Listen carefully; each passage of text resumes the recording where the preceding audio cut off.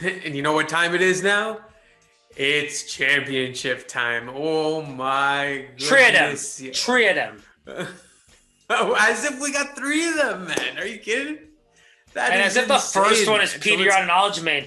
This, I feel like, is one of those things where people are in like the third period and they leave because they think they just watched the last minute of the period and it was like maybe a 1-goal game, but then someone just tied it. So then you get to watch Amanda Nunes. But then there was a second overtime. And then it's like, holy shit. Like, you know what I mean? And meanwhile, these guys in the cab. The definition of continuous. Yeah, men's are in a cab on the way home and like, oh my God, what is this push notification I'm getting? Safe to say I've done that before in my life. But let's not touch on that one. So we got a bantamweight championship bout here between Petr Yan and Aljamain Sterling. Wow. Honestly, man, since we started doing this, we have mentioned Aljamain Sterling so many times, and I have yet to see him fight. So honestly, I'm so excited for this one. You didn't watch the Cory Sandhagen I don't believe fight. We've seen him fight, right? I thought maybe you saw the Cory Sandhagen fight. Oh, yes. That is where I have seen him for sure. But man, the amount this guy's name gets brought up, I'm excited to see him back in the ring for sure. So, Funk Master. Since we're talking, I was going to say, since we're talking about the Funk Master, let's continue on that, right? So he has won 5 in a row. You mentioned versus Sandhagen recently. And, his work on the ground, man, it's just so good, It just shocks me, man. Like, he didn't give Sandhagen room to breathe, Mm-hmm. And it came from getting in real close, right? He did not give Cory a single second to think on his feet. When you give Sandhagen any time to think, the guy's a cerebral fighter. When he's picking his shots, when he's judging his range, when he's throwing these kicks to see where he can throw his next 3 shots, that's primarily what he's doing. So when you give him that time, he's planning your demise. And in Aljamain's case, he's like, well, no, you're not planning my demise. Let me just bum rush you right now to the point where you have no idea what you can do because I'm way too quick right now and you're not going to be able to defend me. And that's exactly what he did. When you look at this fight, it really comes down to the classic case of, the striker versus the grappler, because this is the purest form of the MMA version. And I think this is I know Adesanya and Yan is a great fight, but without question, this is my most anticipated title fight in the UFC, bar none. It's wow. Oh, yeah. I praise. Well, yeah, we saw what Petr Yan did to Aldo, right? And Aldo just gets fights. Aldo's that kind of a legend. Yo, Aldo, we just need a guy to step in at like 170. Can you do it, man? It's like, yo, give me a week. So it's like just one of those things where I just think like I really want to see Petr Yan fight one of these guys that are at this new level. Because even the Jimmy Rivera fight, right? People were talking about how, even Jimmy had some really nice moments in that fight. So I think that this Aljamain fight is a big, big, big deal. I think it's a big deal for both of them because if Petr Yan beats Aljamain Sterling, you'd have to assume that, Cory's well on his way. And I don't know if it's it could very well mean an Aljamain rematch. And I think that's a great fight for Aljamain if he comes out of this on the losing end.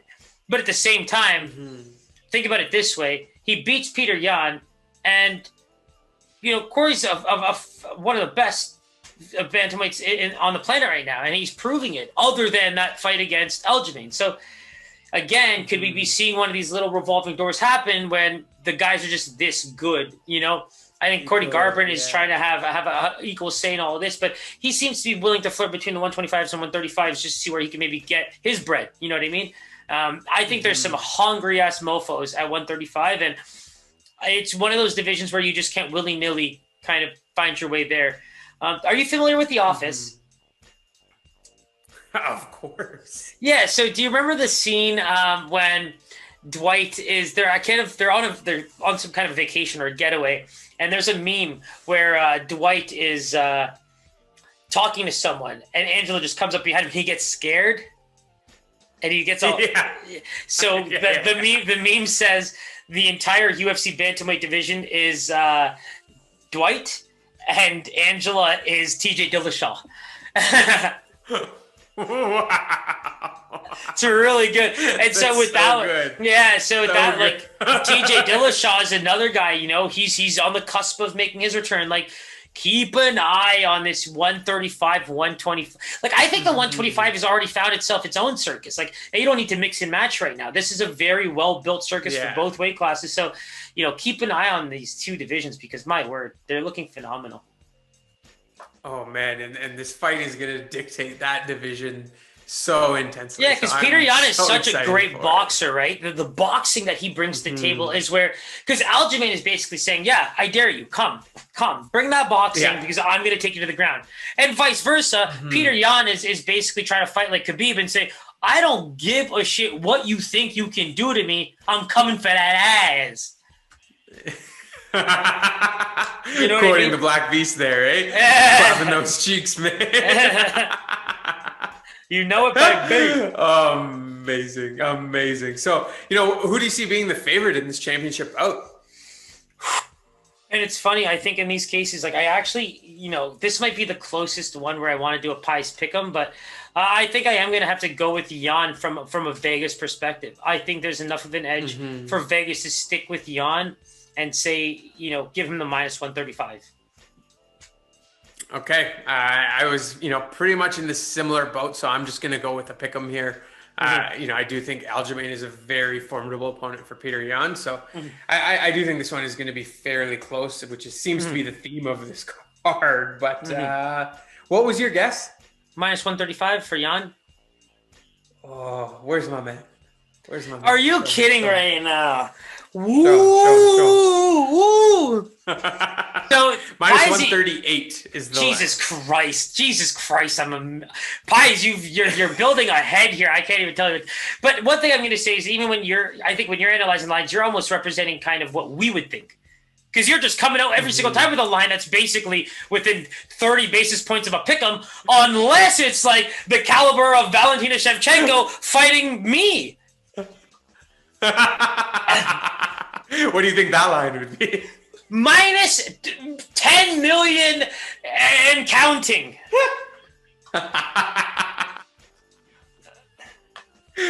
Oh man, that is too good. You might have to use some seduction techniques to get out of that one. Oh yeah, it's the same odds as John Mellencamp winning the the Oscar that our boy Kevin Malone made the bet in the office.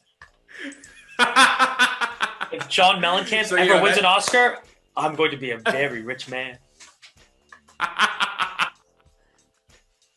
Thank you for that rendition. This is going to be a great championship fight. That wraps up UFC 259. Man, what a treat that was. Discussing it with you. I cannot wait to watch it.